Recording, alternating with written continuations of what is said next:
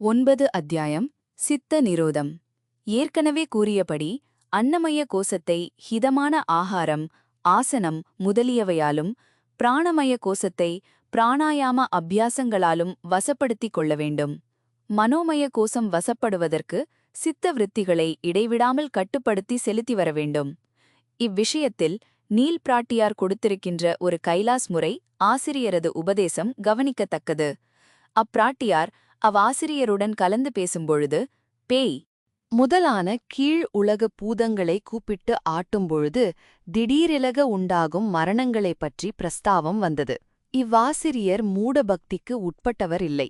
அவ்விதம் மரணமடைந்தவர்கள் பயத்தினாலேயே கொல்லப்பட்டவர்கள் என்று கருதினார். இப்பேய பிசாசங்கள் நம் மனதில் ஜனித்தவர்களே ஒழிய யதார்த்தத்தில் இல்லை. அவைகள் உணமையில் கிடையாது என்று ஸ்திரமாக எண்ணுகின்றவனுக்கு அவைகளிடத்திலிருந்து ஒரு பயமும் நேராது. அவ்விதமே புலியே இல்லை என்று உணருகிறவர்க்கு புலி வந்தாலும் அதன் குணம் மாறி ஸ்தம்பித்துவிடும். நாம் மனோவியாபாரத்தில் உண்டாக்கும் உருவங்களின் இயற்கை அறிவுக்கு எட்டாதது.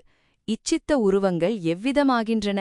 ஸ்தூல தேகத்தில் ஜனித்த குழந்தைகள் போலவே நம் மனோமயத்தில் ஜனித்த குழந்தைகளும் நம் அதிகாரத்தை விட்டு ஸ்வயேச்சையாய் கிளம்புகின்றனவோ? நமக்கு இம்மனக்குழந்தைகள் பிறந்தாற்போல் மற்றவர்களுக்கும் பிரவாதோ? இம்மனசிருஷ்டிகள் அவைகள் பெற்றோர் ஆணையினாலேயோ வேறு காரணங்களாலேயோ நமக்கெகிர் வரக்கூடாதா? நம்முடைய மனோவிருத்திகளாலேயோ ஸ்தூல காரியங்களாலேயோ அம்மனசிருஷ்டி ஏற்படாதோ? உதாரணமாக, உன் இருப்பிடம் ஜலாசயங்களுக்கு தூரமாயிருந்தால் மத்ஸ்யங்கள் உன் அருகில் வருகிறதற்கு காரணமில்லை. ஆயினும் ஜலாசயத்திலிருந்து ஒரு கால்வாய் வெட்டி வீட்டிலும் ஒரு குளம் வெட்டி ஜலத்தை வரவழைத்துக் கொண்டால் மத்ஸ்யங்களும் உன் முன்னே வந்து நிற்கும். ஆகையால் வேண்டாத மனக்கால்வாய்கள் வெட்டாதபடி பார்த்து கொள்ள வேண்டும். வெகு மனசிருஷ்டிகள் ஜனங்களுக்கு நம் உலகில் இருக்கும் மத்ஸ்யங்கள் முதலான வியக்திகள் கோடிக்கணக்காக இருக்கின்றனவென்று தெரியாது என்று சொல்லி பின்வருமாறு வேடிக்கையாக முடித்தார். நீ பிரசவித்த புலியிலிருந்து பாதுகாத்துக் கொள்கிறாற்போல் இதரர் பிரசவித்த புலியிலிருந்தும் பாதுகாத்துக் கொள்ள வேண்டும். 2. பகவத்கீதை உபதேசத்தில் மனவரைப்புக்குள்ள மூல காரணங்களை பிடுங்கி எடுக்கும்படி சொல்கிறார். இச்சை, பயம், கோபம் இவைகளை விட சொல்கிறார். இவைகளால் அல்லவோ பயம், சாந்தக்குறைவு, விசாரம், பிரமை, சந்தேகம், ஓய்வு முதலான மனோவரைப்பு வியக்திகள் உண்டாயின. 3. மனோவிசாரத்தைப் போக்கி மானச பூஜை செய்வதே ஸ்திரமான சித்தம் நிறுத்தும் அபியாஸ்மென்று கருதப்படுகிறது. சூத சம்ஹிதை சொல்வதாவது, அந்தக்கரணத்தில் மனோலயத்தால் செய்யும் பூஜையே முதன்மையானது. ஸ்வானுபவத்தால் உன் ஸ்வரூபத்திலிருந்து வேறல்லாத பரதேவதையை பூஜை செய்ய வகனவர் வரனளிப்பார். 4. முத்கள புராண ரகசிய உபதேசங்களில் 4 வகை மானஸ் பூஜை விதிக்கப்பட்டிருக்கிறது. 1. ஹிருதய கமலத்தில் பரமபொருளின் தியானம். 2. ஏகாக்ர புத்தியாய் பரமாத்மாவில் நிலை பெற்று நம்முடைய அனுபவங்களெல்லாம் அவருக்கே அர்ப்பணம் செய்வது. 3. மனோவாக்கு வியாபாரங்களை செவ்வையாய் சீர்படுத்தி பரமாத்மாவுக்கு அர்ப்பணம் செய்வது. 4.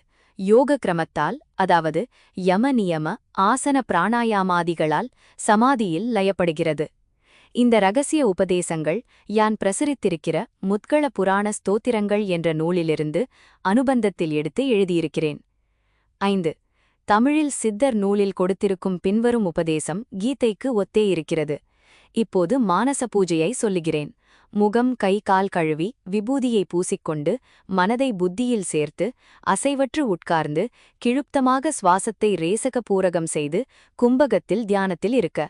அப்படியே உபனிஷத் முதலான ஆசிரியர்களும் மனதை நிறுத்திக் கொண்டே சகல சுவாச அபியாசங்களும் செய்ய வேண்டும் என்று வற்புறுத்தியிருக்கிறார்கள். 6. மேல்நாட்டு மன சம்ஸ்கார விவரண சாஸ்திர ஆராய்ச்சி சைக்கோ அனாலிசிஸ் செய்பவரான ஜெரால்டின் காஸ்டர் என்பவர் நமது யோக விதிகளை புகழ்ந்து எழுதியிருக்கிறார். மனாவிருத்திகளை வசமாக்கிக் கொள்வதற்கு சத்வகுணத்தை விருத்தி செய்து ரஜஸ் தமோ குணங்களுக்கு சமரச தன்மையை உண்டாக்கிக் கொள்வதே அனுகூலமாகும். தமோகுணமானது ஜடத்தன்மையை அதிகரித்து ஒருவித டாக்காக மாற்றுகிறது. ரஜோகுணம் சுறுசுறுப்பை தூண்டி மனதிற்கு சஞ்சலத்தை கொடுக்கிறது. தூண்களை சமப்படுத்தி சத்வத்தை விருத்தி செய்வதால் மனது காற்றில் அசைவுபடாததும் மூடு பனியால் மூடப்படாததுமான ஒரு ஏரியின் ஜலமட்டம் போல் ஸ்வச்சமாய் நிற்கும். இப்படி மனஸ்வச்சம் ஏற்பட்டதும் கண்ணாடியில் போலே சகல பதார்த்தத்தின் குணங்களையும் அறிந்து கொண்டு அவைகளை வசப்படுத்தும் சக்தி உண்டாகின்றது. வெளிஸ்பந்தங்களினால் காற்றில் கல்லோலப்பட்ட ஜலம் போல் மனது ஒரு வஸ்துவின் ஸ்வரூபத்தையும் ஸ்வச்சமாய் எடுத்துக்காட்டுவதில்லை. அக்கல்லோலம் சற்று ஸ்திமிதமானதும் சாந்தமான ஏரி ஜலத்தளம் கண்ணாடி போல மேலிருக்கும் மலை மரங்களின் உருவத்தை பிரதிபிம்பம் ரெட்டுவது போல் அசைவற்ற மனோதளமும் உயர்ந்த புனித சித்தத் தோற்றங்களை பிரதிபிம்பமாக எடுத்துக் கொடுக்கும். 7. ஆரம்ப தசையில் யோகாபியாசமும் மேல்நாட்டோர் புதிதாய் அனுஷ்டிக்கிற சித்த சம்ஸ்கார விவரண சைக்கோ அனாலிசிஸும் ஒரே நோக்கமாக செல்லுகின்றன. அந்த கரணத்தில் அடைந்து கடந்து அப்போதைக்கப்போது வெளிவந்து மாறுபாடாய் சேஷ்டை செய்யும் பிரமைகள், மனக்குறைகள், அழுத்தியுள்ள அடைக்கப்பட்ட காமவிரோத விகாரங்களும் பேர்த்தி எடுத்து வெளியில் போடப்படும். அதற்கு பிறகு மேல்நாட்டோர் பிரகிரியையில் இயல்பாகவே மனது சரிபட வேணும்.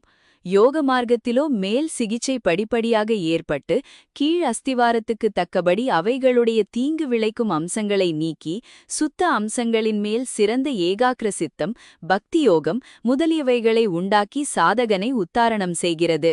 சத்துவகுணம் நிரம்பி காமக்ரோத பயங்களுடைய கோளாறு எடுத்தெறியப்பட்டு தமோ வரைப்பை முற்றிலும் போக்கி ஸ்வச்சமாக்கிக் கொடுக்கிறது. 8.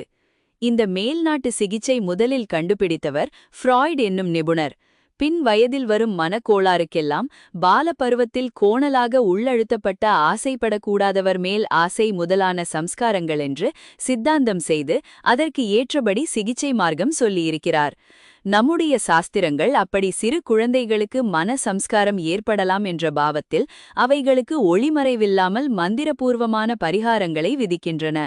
விவாக மந்திரத்தில் கீழ்க்கண்ட மந்திர பிரயோகங்கள் செய்ய வேண்டியிருக்கிறது.